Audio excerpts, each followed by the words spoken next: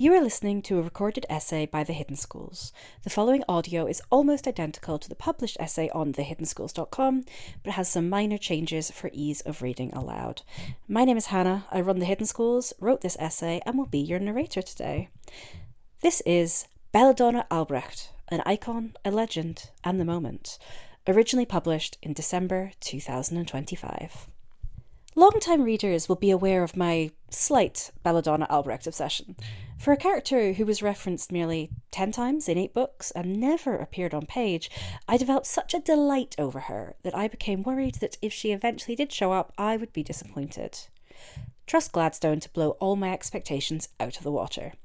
In Dead Hand Rule, we got the Belladonna Albrecht of my dreams, and more. Now we celebrate her, with a far too deep dive into the icon, the myth, and the legend that is Belladonna Gottverdammt Albrecht. As you might be able to tell from that title, spoilers ahead for Dead Hand Rule, such as the fact that there are in fact 2 Belladonnas Albrecht. Gladstone, did you write this specifically for me?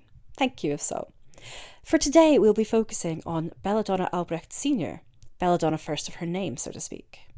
The black train rolled to a stop at platform 13 with a final sigh.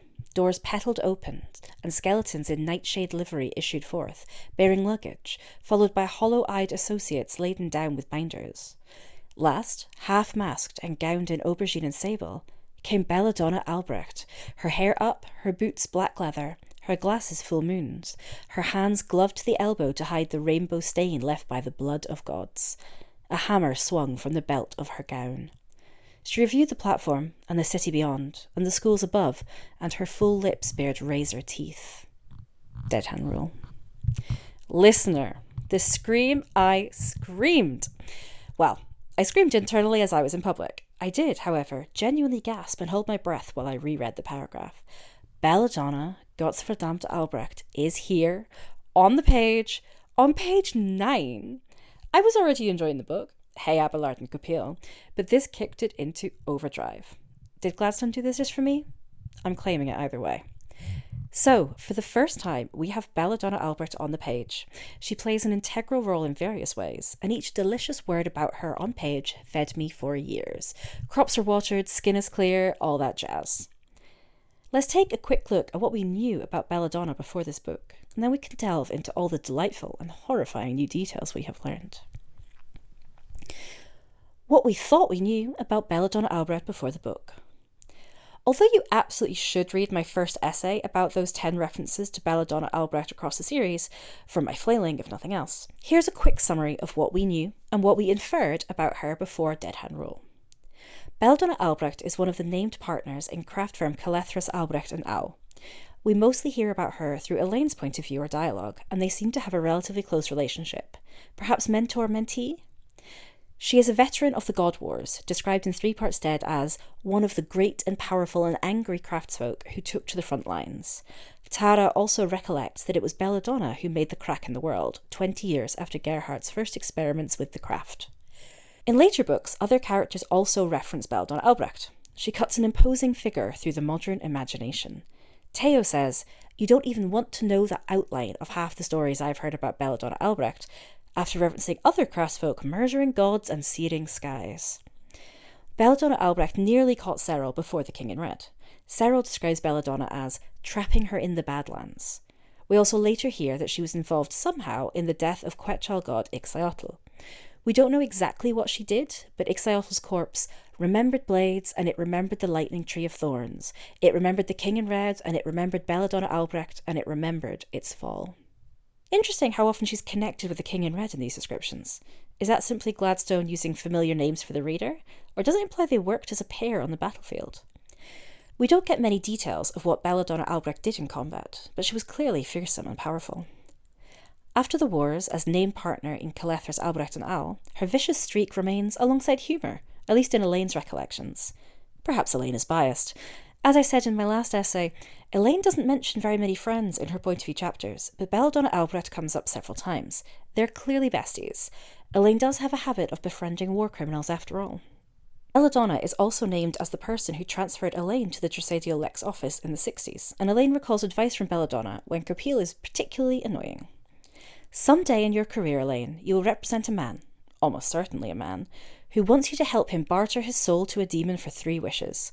When that day comes, you may refuse his business, you may try to change his mind, but in the end, if hell he wants, hell he will achieve. Last for snow.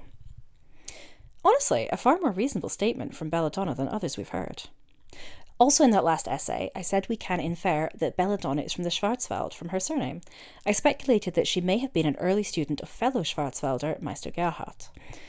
As an elder craftswoman, we could also imagine that she has left her mortal form behind and gone full skeleton, a la the King in Red.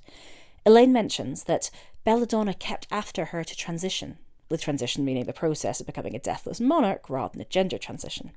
To me, this implies that Belladonna has gone full skeleton, which is understandable in the context of deathless monarchs, but sad for me specifically because I want her to look dramatic and fabulous in a way that, sorry Capil, a skeleton just doesn't quite pull off. And given that we only had 10 Belladonna references up to this point, that's all we knew. Until Dead Hand Rule. Belladonna Albrecht in Dead Hand Rule. Understanding is easy. Forgiveness? She shrugged, mostly with her hands. I try to see what's in front of me. So do I, she began, with the others, to applaud. The better to hit it with a hammer. Belladonna was not kidding about the hammer. I hope you can restrain that particular impulse for the next few days. With a laugh. I've never been one for restraint. One did not survive nearly a century as a named partner in a major firm, of course, without developing a certain political sensitivity. Bluntness had its tactical advantages, as did the velvet gowns with which she draped her muscled form, but she had been radiant in the light of the flames. Dead Hand Rule. Belladonna is in Alt Coloum for the conclave, of course, and at times chairs sessions. She collects her daughter from the hidden schools to attend sessions alongside her, and hangs out with her BFF, Elaine Kavarian. They go to a sauna, it's iconic. And of course, when time comes to fight, Belladonna bloody fights. We get some excellent descriptions of Belladonna in battle, largely from Elaine Kavarian, who fought beside her in the God Wars and has worked for her craft firm ever since. A few of my favourites include Belladonna golfed a corrupted golem through a window with her hammer. Elaine had reached the miserable waste in the sky just in time to see Belladonna charge into the forest of Midders, her war hammer grown to mighty size, and the magics of ages thronged about her, etc. Belladonna in action had a tendency to punctuate her speech with swings of her war hammer. It was fascinating to watch Belladonna parent because her traditional approach to problem solving, to wit, overwhelming firepower and or blood sacrifice, was distinctly unsuited to the task. That last one's not technically Belladonna in battle, but one can imagine. Between plenary sessions, battles against God War's weapons and Proto-Skatsarai, and chasing down her wayward daughter, Belladonna also finds some time to relax. We read about her and Elaine taking time out in a sauna. No word on whether Belladonna keeps her domino mask on while nude. We also get this delightful exchange between old pals. Why haven't I done this before? Because you hate fun, said Belladonna Albrecht, and I'm seldom around to bully you into it. I, said Elaine, am great fun. Dead Hand Rule. My girls. If we had fic writers in this fandom, I anticipate many E-rated one-shots about what might have happened between these two in the sauna, and also in the God Wars. Speaking of the wars, Belladonna's upbringing and God Wars experience. Belladonna Albrecht was always, it seems, entirely herself. She came from an old Schwarzwald noble family. I am choosing to imagine all her dialogue with a soft German accent, but I can't do one, so just imagine it with me. Who didn't quite understand her. Her family were woven into others by marriage and blood pact, and after she completed her studies in applied theology, she was most certainly expected to get married to a suitable man, procreate, and put aside her more unusual hobbies. We are told that. My forebears spent a dozen generations tying themselves into progressively more elaborate knots of blood bonds, marital alliances, and debts of honour. If not for the wars, they might well have succeeded at finding some aristocratic cell to brick me up inside. Dead Hand Rule. Poor little Bellaline. Bellachen? Debating how to diminutivize Belladonna appropriately. German speakers sound off in the chat. Belladonna was permitted to join Heidelberg University in the Department of Applied Theology. We learned in earlier books that the first craft practitioners were students of applied theology, so it makes sense that this is where Belladonna started too. It seems she didn't proactively turn to the craft or join the God Wars. In fact, young Belladonna would have been perfectly happy to be left alone in her laboratory with her nightmare Frankenstein's monsters.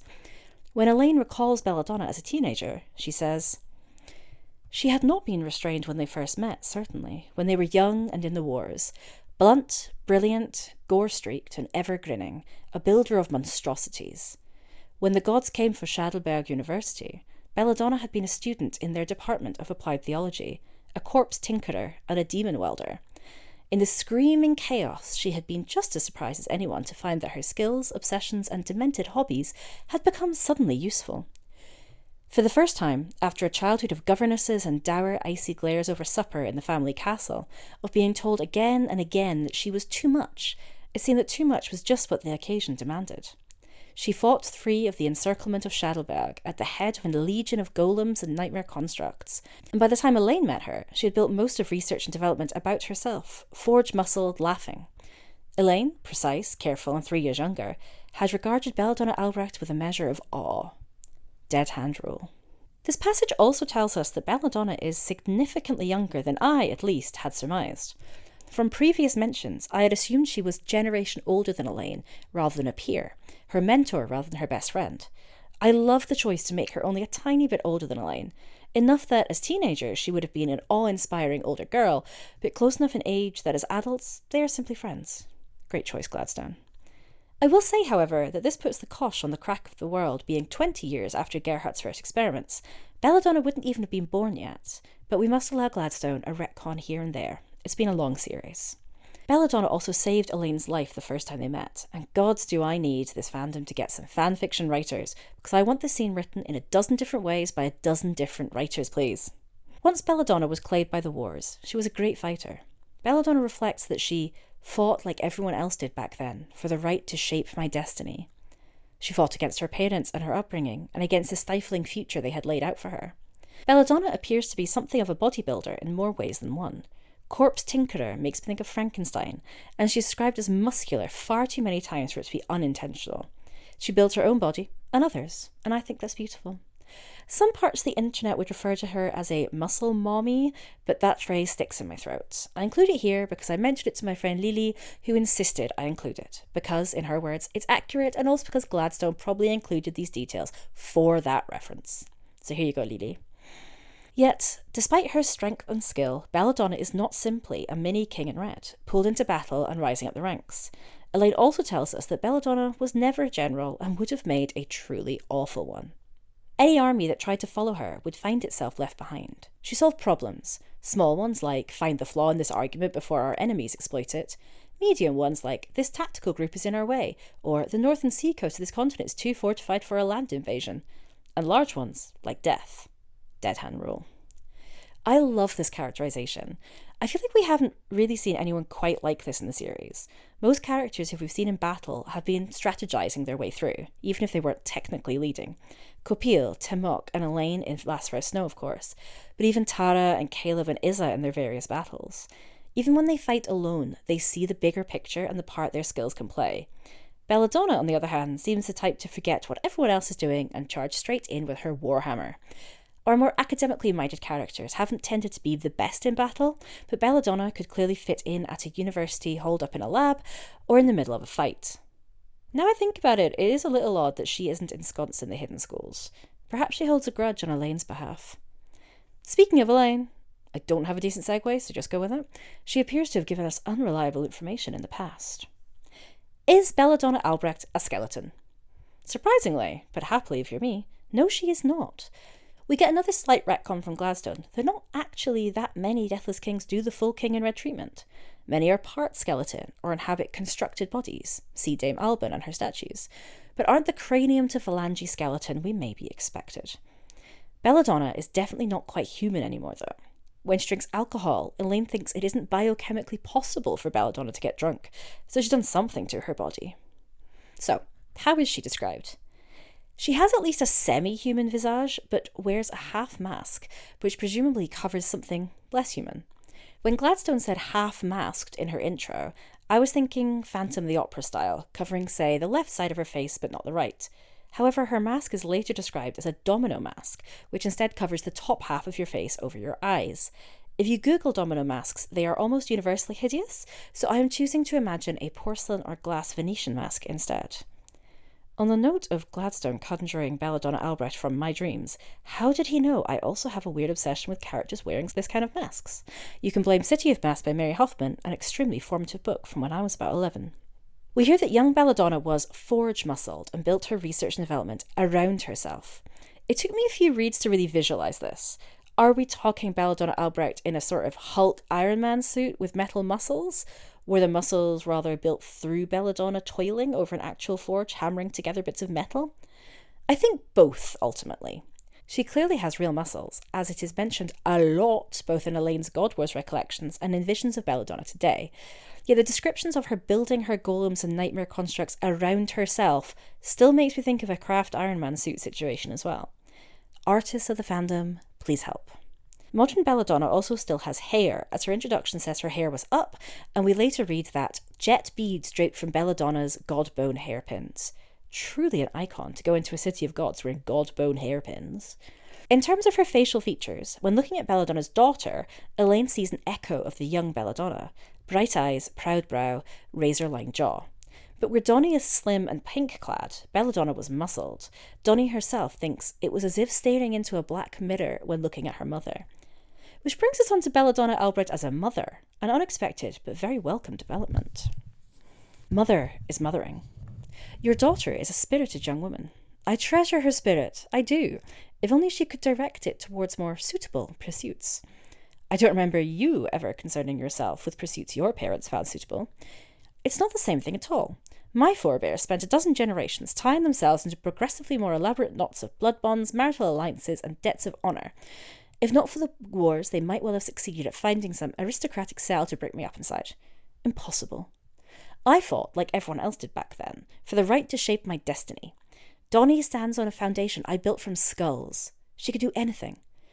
A true grant of freedom, Elaine said, must acknowledge the grantee's right to use their freedom in a manner the grantor did not intend, and of which she disapproves. Fine, said Belladonna Albrecht, fine. But I had to scheme and struggle and strive. She could go farther than I could ever dream. And there it is, in your own words. You had to scheme and struggle and strive. She faces no such obligation. You could not dream of being what she is. That is a marker of your success. Dead hand rule. Belladonna Albrecht Jr., typically Donnie, is actually more important to the story of Dead Hand Rule than her mother, and believe me, I will be writing more about her in the future. She's Elle Woods crossed with Galinda, with a dose of classically craftswoman sensibility towards death and blood and gore. Truly delightful. She gives Belladonna Sr. further depth to her character generally, and as a deathless queen. We haven't, to my knowledge, seen post-human craftsfolk with children thus far, particularly not the God Wars veterans. Belladonna Albrecht is the first we've seen to start a dynasty. She started late, but evidently that isn't such a problem for a talented craftswoman. Belladonna is 3 years older than Elaine, making her in her late 80s or so in Dead Hand Rule. If Donnie is at the hidden schools, that would make her somewhere between 17 and 24-ish, meaning that Belladonna was maybe 70 at Donnie's birth. We don't hear anything about a partner on the scene. Donnie does reference the moms at one point, but given Donnie's idiosyncratic way of speaking, I take that as an affectation for her mother singular. I've heard people say that kind of thing about mothers before, but no other relation, now I think about it. The door is, I suppose, left open for an additional mother, but I find it unlikely. So, single parent in the truest of senses. Easy for a craftswoman, particularly one whose skill appears to be building bodies. Because, I would argue, Donnie is less Belladonna's daughter than her clone.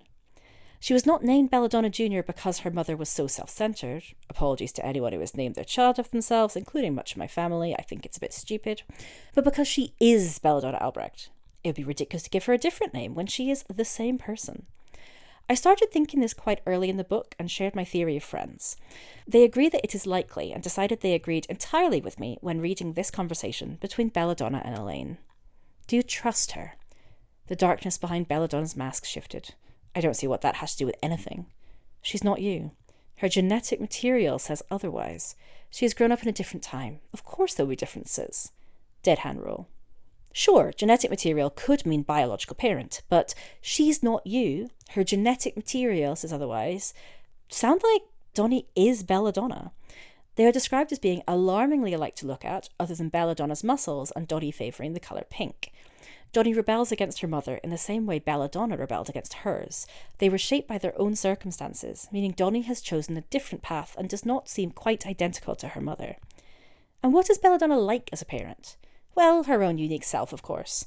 I believe I quoted this line earlier, but we're going to share it again. It was fascinating to watch Belladonna parent, because her traditional approach to problem solving, to wit, overwhelming firepower and or blood sacrifice, was distinctly unsuited to the task. Dead hand rule. Donnie tries to escape the hidden schools before the conclave to prevent Belladonna from dragging her along to interminable meetings and speeches. She manages to run away, using a neat bit of magic and the assistance of Sir Gav, Knight of the Plumes, but beforehand is indeed dragged along to said interminable speeches. This is clearly a standard part of her upbringing. At a later formal event, Donnie tells us, she had been dragged to so many functions over the years, and at each one her dear mother had laid out her agenda for the night in bullet points. Introduce self to skeleton. Do not interrupt monologues about plans, evil or otherwise, no matter how questionable their taste. Compliment host on catering and decor. Ditto. Dead hand rule. I actually think it's quite sweet. Belladonna is trying to give her daughter what she wishes she herself had been given, and is stretching her deeply lacking interpersonal skills in the attempt. Elaine says she couldn't lead an army, and you had to be careful which associates you sent to work with her. Her feedback takes the form of blood-soaked drafts. Yet, Belladonna ignores her instincts and provides a bullet point list of what she thinks Donnie needs to know before a social occasion. I headcanon that Elaine has done this for her in the past, and Belladonna learned that she does need to play by the rules of the game in social gatherings. She's offering the same help to her daughter, and doesn't understand why Donnie can't just take it. She does, however, remain classically Belladonna. During a battle, Donnie thinks, no doubt her mother was off having opinions about how her daughter should be taking best advantage of this educational opportunity, which gives great insight into Belladonna's mind. Finally, we know Belladonna is extremely concerned with Donnie's safety. She's a controversial figure, so it makes sense that her daughter, / younger version of herself, would be a target of malicious schemes. Donnie can look after herself these days, but for Belladonna's peace of mind, she secured her daughter's dorm room and person with extra security. She could activate the cry for help glyph on her left shoulder, which the moms had insisted she receive before heading to the schools. Dead hand rule. My dorm room, she said. It was close and secure, thanks to my mother's interventionism. My mother, bless her heart, made sure my room was fitted out with cutting-edge security, including stasis wards in case of high-impact kinetics. Overkill, I thought, but they'll keep you both safe for a while until I get to the bottom of this. Dead hand rule. So sweet. Overkill indeed, but sweet. Also, interventionism? Tell me that isn't deliberately meant to sound like Glinda in Wicked. The last we see of Belladonna Albrecht in Dead Hand Rule has her and Elaine battling side by side. They defeat their enemy right before realising that a Skatsarai has descended from the stars. Belladonna presumably took part in the subsequent fight, but we don't see her. Thus, our final reference to her is, thank you, by the way. Belladonna Albrecht had not led an easy life, before the wars or since, but her smile always seemed to come from a different world, where they'd met over tea in a garden somewhere, and nothing hurt in a way that wasn't pretty. I really was making progress. I wonder what broke. I certainly didn't hit it hard enough. An overflow of its mirroring process? An exception handling issue? I would have fixed any glaring loopholes before field deployment. It wasn't your fault, Elaine said, looking skyward, which in this case meant in all 6 directions. I appreciate the confidence, and yet, it's the whole army. Dead hand rule. I adore that description of Belladonna's smile, and how it contrasts with how we might have previously imagined her. I love even more that she ends the fight by pondering the mechanics of what happened to the construct she was battling, which she had built herself before it was turned against her. A true scientist, our Belladonna. I can't wait to see her again. Thank you for listening. I hope you enjoyed. There's a lot more to read on thehiddenschools.com, and I plan to have more recorded essays available soon.